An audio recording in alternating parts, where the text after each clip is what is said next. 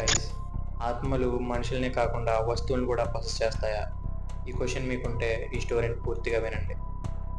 అయితే ఒక 9 year old ఉన్న అమ్మాయి హెల్త్ కాంప్లికేషన్ వల్ల హాస్పిటల్లో అడ్మిట్ అవుతుంది.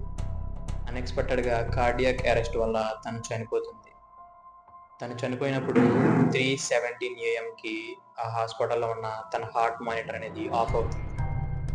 అండ్ తను చనిపోయిన తర్వాత కొన్ని గంటల్లో తన బిలాంగింగ్స్ అన్నిటిని మన ఫ్యామిలీకి ఇచ్చి ఆ రూమ్ని క్లియర్ చేసి క్లీన్ చేస్తారు.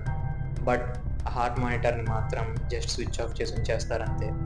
అయితే ఇక్కడ హార్ట్ మానిటర్ అనేది వెరీ ఇంపార్టెంట్ థింగ్. అయితే ఈ ఇన్సిడెంట్ జరిగిన తర్వాత నుంచి ప్రతి సంవత్సరం ఆ అమ్మాయి బర్త్డేకి ఆ హార్ట్ మానిటర్ బీప్ అనే సౌండ్ చేస్తూ ఉంటుంది.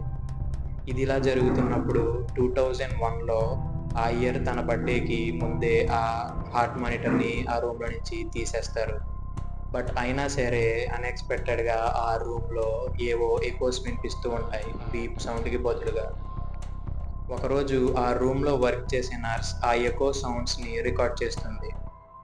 ఆ రికార్డింగ్లో I am still here please don't clear the room అని ఉంది.